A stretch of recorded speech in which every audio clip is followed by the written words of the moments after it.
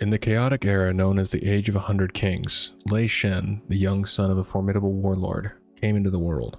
Growing up within the same tribe, he formed a bond with Sparkmancer Vu that was as deep as brotherhood. Together, they engaged in playful skirmishes, fierce quarrels, and endless challenges, each encounter sharpening Lei-Shen's insatiable hunger for power.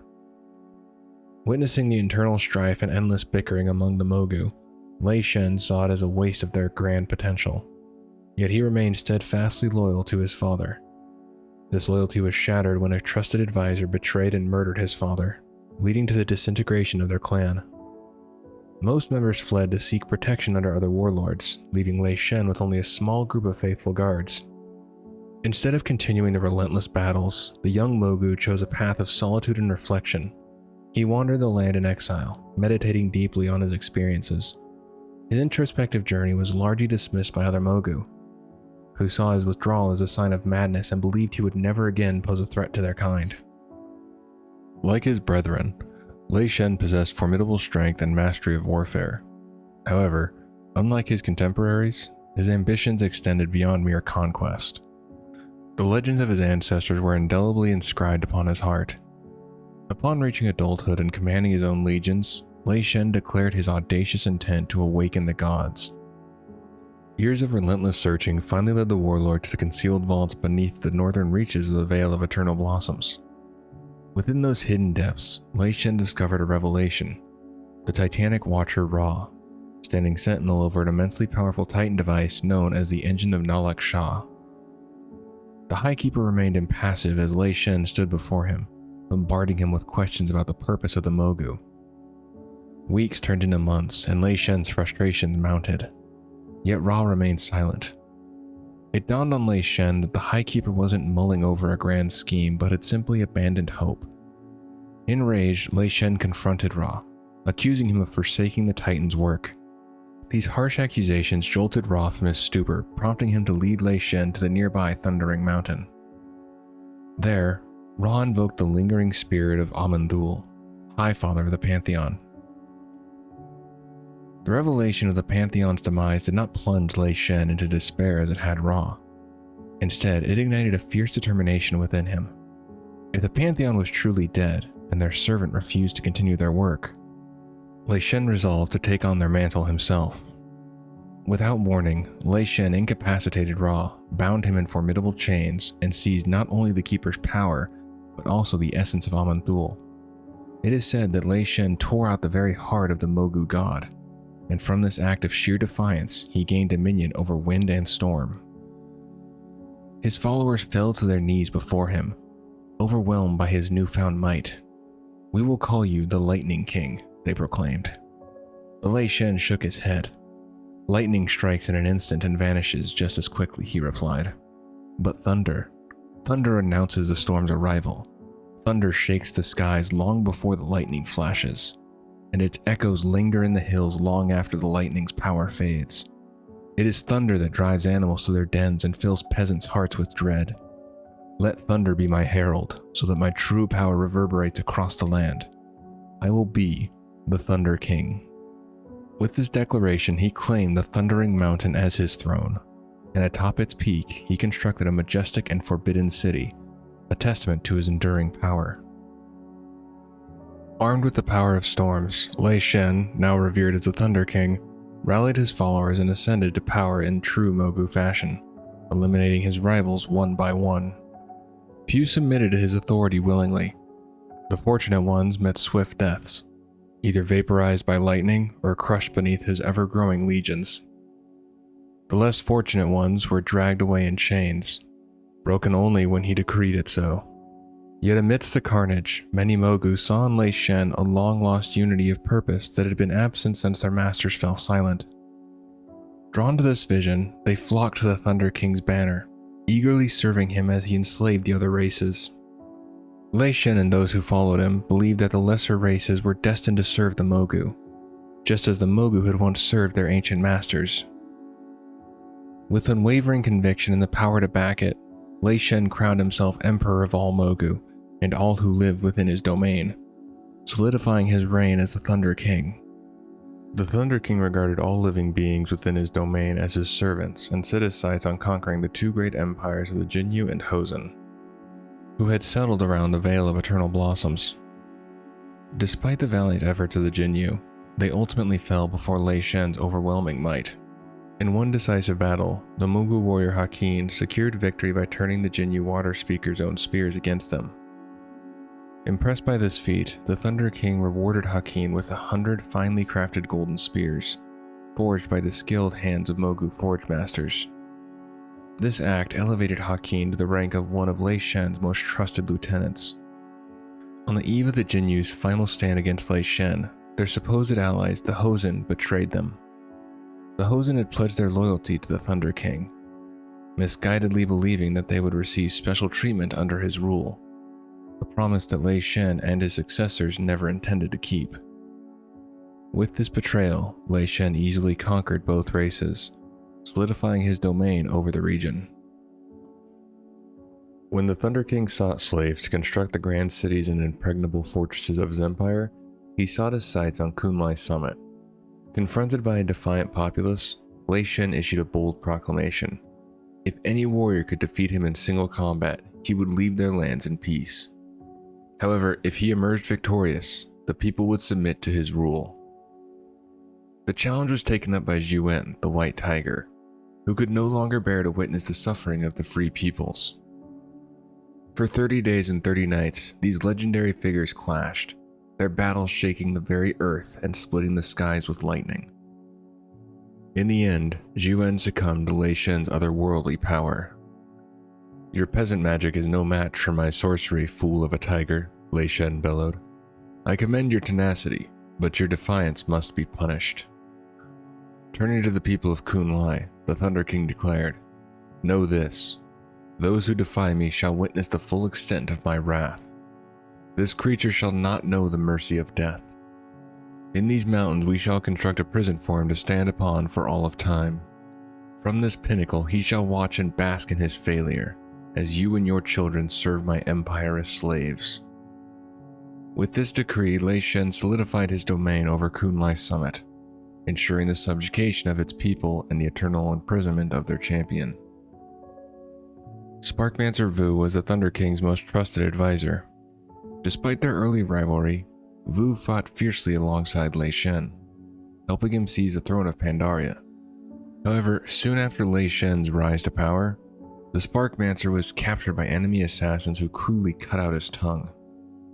Popular opinion whispered that the Thunder King himself orchestrated this plot, a calculated move to silence the one Mogu who knew his deepest secrets. Their bond, shrouded in both truth and myth, became the stuff of legends. Peasant storytellers spun tales of their supposed feud over a woman, adding drama to their storied relationship. Despite the swirling rumors, history reveals that Sparkmaster Vu's loyalty never faltered. He remained steadfastly committed to his emperor, serving his friend and brother with unwavering dedication until the end of his days. After his ascension, the Thunder King constructed the Mogushan Vaults, a fortress designed to safeguard his secrets and serve as a shrine to the Mogu Empire. This grand complex became a repository for the Empire's lost artifacts and the final resting place for the spirits of ancient Mogu kings. Emperor Lei-Shen achieved unprecedented unification, standardizing the language, establishing a single currency, and creating uniform weights and measures. He also introduced Azeroth's first written legal code, inscribed in the unified language. These brutal laws enshrined the Mogu's supremacy over all other beings, with the first rule decreeing that rebellion would be punished by public evisceration. Recognizing the potential threat posed by the Pandaren, the Thunder King implemented severe restrictions upon them. He forbade the Pandaren from learning to read or write, executed their leaders and philosophers, and ordered the destruction of all Pandaren art and literature. Through these harsh measures, Lei-Shen sought to consolidate his dominion and suppress any potential challenge to his rule. As Lei-Shen embarked on his mission to unite his people under a single banner and subjugate the other races of Pandaria, he recognized that the formidable mantis would never submit to his rule. To protect his empire from the relentless threat, he ordered the construction of the Serpent's Spine, a colossal wall spanning the entire length of his realm. The project took many generations to complete, but Lei-Shen understood that fear was a powerful motivator. The dread of the man had compelled his subjects to move mountains, raise armies, secure the empire, and build the imposing wall. Each soldier in Lei-Shen's army wore a jade badge adorned with a crown and crossed with lightning bolts, a symbol of their loyalty and power. Among them, the elite warriors were known as the Emperor's Shield, a testament to their dedication and prowess in protecting the Thunder King's dominion. 170 years into Lei-Shen's reign, the Karun Spellweavers presented Lei-Shen with their magnum opus, a bell forged from the flesh of its creators, shaped by the fire of stars and bound by the breath of the darkest shadows. This bell, when rung, had the power to shake the world and call to the heavens. Brought to the battlefield, its thunderous tones ignited the hearts of Lei-Shen's warriors, fueling their hatred and anger, and granting them unparalleled strength. The bell's piercing voice instilled fear and doubt in the Emperor's enemies, driving them to flee before his might. Captivated by its immense power, the Thunder King declared the instrument the voice of the gods, and named it Shen Qing, the Divine Bell. At one point, Lei-Shen stumbled upon a rare clutch of thundering cloud serpents and set out to subjugate them. Among the hatchlings, the largest resisted fiercely. When Lei-Shen visited the handling pens, he laughed heartedly at the sight of the charred mogu strewn about. Amused and impressed, he claimed the defiant hatchling as his own. In recognition of its obedience, he bestowed upon it dominion over storms in the sky. For thousands of years after the Thunder King's death, this formidable serpent Nalak has guarded the walls of his hidden citadel, awaiting the return of its master. During his reign, Lei-Shen endeavored to create a mechanical guardian that would protect his citadel without fear. When his initial attempt failed, he channeled his fury into his next and most successful creation, the Dark Animus. Fueled by his rage, this construct became a formidable defender of his domain. Under Lei-Shen's command, a young cloud serpent was twisted into the fearsome Hydra, Megara. He also tasked his sorcerers with crafting an aberration capable of peering into the hearts of his followers to detect betrayal, thus giving life to Durumu. Additionally, Lei-Shen recognized the relentless resolve of the Mogu Commander Khan, bestowing upon him the title Iron Khan, for his unwavering determination to secure victory for the Empire, regardless of the cost. Lei-Shen forged a lasting alliance between the Mogu and the Zandalar tribe of trolls, led by Zalathra. This pact endured for millennia, long after Lei-Shen's death. He promised the trolls a vast plot of land near the Vale of Eternal Blossoms. Distrustful of his own Mogu underlings to resurrect him if slain, Lei-Shen confided the secret of his resurrection to the Zandalari trolls, ensuring their loyalty and the continuation of his legacy. Despite all his might, Lei-Shen never managed to harness two artifacts he had taken from Ra, the Fist of Ra-Den and the High Keeper's Ward. These powerful relics were beyond even the Thunder King's control. Each time he attempted to wield them, elemental energies lashed out, overwhelming him. His repeated failures infuriated him, yet he refused to give up. Determined to unlock their power, Lei-Shen eventually entrusted the artifacts to a skilled blacksmith named Forgemaster Dang. He ordered Dang to uncover their secrets but warned him not to harness their power for himself, threatening severe consequences if he disobeyed. Dang promised to follow Lei-Shen's command, but secretly plotted to use the weapons for his own gain, reasoning that if he could master them, he could seize control of the Empire. However, while tampering with the fist, Dang was struck by a bolt of lightning, leaving him permanently disfigured. Realizing the danger, he redirected his efforts, using the artifacts to power the Thunder Forge. This immense engine churned day and night, producing exponential armaments for the Mogu military. Lei-Shen was pleased with Dang's work and commanded him to personally craft weapons and armor that would surpass all others. Just before his death, the Forge Master created his three greatest masterpieces: a massive spear, a battle axe, and a mighty helm, all gifted to the Thunder King. During Forge Master Dang's burial ceremony, Lei-Shen honored him with these words: "Today, a star leaves the earth and ascends to the heavens." According to a Pandaran legend recounted by Loki, Lei-Shen met his end after a fierce battle in the Vale of Eternal Blossoms, where the Mogu armies were ultimately defeated by courageous monks. As his life waned, Lei-Shen conjured an otherworldly storm that enveloped the Vale for several days. This tempest washed the blood of the fallen into a white petal lake, turning its waters a burning crimson. From this blood-soaked lake emerged Alani, the Stormborn, a testament to the Thunder King's final act of defiance and power. In truth, Lei-Shen set his sights on Uldum, determined to claim its Titan machinery for his empire. Leading a formidable army of Mogu and Zandalari trolls, he marched to conquer the land. The Tol'vir, aware they couldn't defeat him in open combat, resorted to a desperate measure. They activated the Forge of Origination, unleashing a cataclysmic force that scoured the surrounding land, annihilating Lei-Shen, his entire army, Zalathra, and most of the Zandalari leadership, a blow from which the trolls never fully recovered. Though the Thunder King was dead, his fall came at a tremendous cost. The devastating power of the Forge snuffed out all life in the area, including many Tol'vir, transforming Uldum into a cracked, lifeless desert.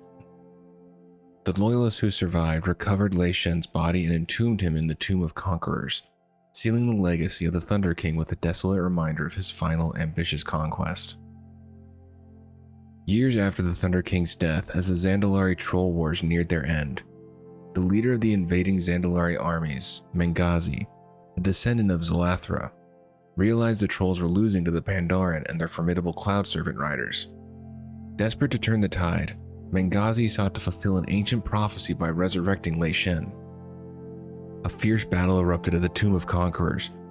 The trolls' efforts to bring Lei-Shen back to life were thwarted when Jiang heroically sacrificed herself to kill Mengazi. With their leader gone and their plan in ruins, the Zandalari retreated back to Zandalar, their hopes of revival dashed. The Zandalari, along with their allied troll tribes, rekindled their ancient alliance with the Mogu and discovered Emperor Lei-Shen's body entombed within the Valley of Emperors, resting alongside his loyal army in the Tomb of Conquerors. The trolls transported his remains to the Isle of Reckoning, where Prophet Karzul successfully resurrected the Thunder King. Upon his arrival, the Thunder King returned to his island stronghold. He swiftly united the majority of the Mogu clans and the Zandalari under his rule, assembling a formidable army poised to conquer Pandaria. However, his resurgence was met with fierce resistance from the Shadowpan Assault, the Kirin Tor Offensive, and the Sunreaver Onslaught, setting the stage for an epic conflict. Lei-Shen bestowed power beyond their wildest dreams upon the most loyal and ambitious Zandalari trolls. Among the first to receive the king's blessing was the berserker, Jinrock, who was transformed by the Thunder King's favor. Following his resurrection by the Zandalari, Warlord Cao, one of Lei-Shen's old lieutenants, journeyed to the Throne of Thunder to meet with the Emperor. The Thunder King assured Cao that he could slaughter as many Pandaren as he wished, declaring them flawed beings that needed to be eradicated. In their place, the Mogu would create new, superior servants, paving the way for an even more formidable empire. The Thunder King's allies and legions were eventually defeated, and adventurers from both the Alliance and Horde laid siege to his stronghold. As they approached the gate to his palace, Lei-Shen appeared, summoning a storm that collapsed the entrance bridge, sending the adventurers plunging into the depths below. Undeterred, they fought their way through the caves and the citadel, ultimately confronting Lei-Shen at the pinnacle of storms. There, the adventurers vanquished the Thunder King. In the aftermath, Jaina Proudmoore channeled the remnants of Lei-Shen's power into the Staff of Antonidas, transforming it into the Storm Stave of Antonidas. The heart of the Thunder King was delivered to Wrathion, who sought to uncover the origins and purpose of the Mogu. To ensure Lei-Shen could never rise again, Wrathion consumed the heart, preventing any chance of resurrection. With their central leader gone, the surviving Mogu scattered. The Zandalari prophet Zol later applied the knowledge he gained from Lei-Shen's revival to resurrect Dazar, the first king of the Zandalari, continuing the legacy of resurrection and power. And that's going to do it for this one. Hopefully you did enjoy. If you made it this far, thank you. I greatly appreciate it, and I hope to see you in the next one. Take care of yourself.